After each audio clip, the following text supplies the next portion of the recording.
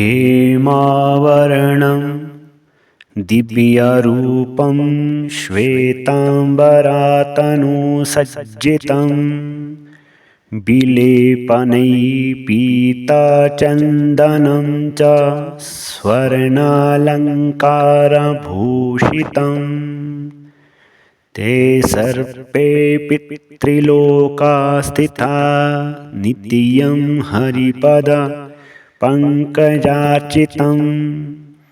वंशावेली च कुरुधनमक्षय रजतासना गताशुभा हेमवर्णं दिव्यरूपं श्वेताम्बर तनुसज्जितं विलेपनैः पीताचन्दनं च स्वर्णालङ्कारः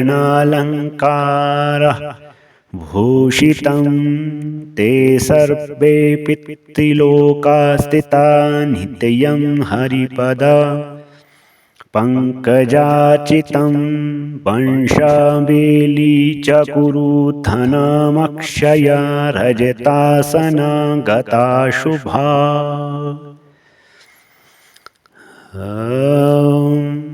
हेमावरणं दिव्यरूपं श्वेताम्बर तनुसज्जितं विलेपनैः पीताचन्दनं च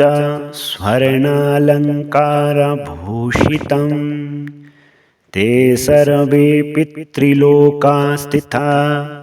नित्यं हरिपदापङ्कजार्चितं वंशावेली च कुरुधनमक्षय रजतासना गताशुभा हेमवर्णं दिव्यरूपं श्वेताम्बरतनुसज्जितं विलेपनैः पीतचन्दनं च स्वर्णालङ्कारभूषितं ते सर्वेऽपि त्रिलोकास्थिता नित्यं हरिपदा पंकजार्चितं वंशावेली च कुरुधनमक्षयं धनमक्षय रजतासना गताशुभा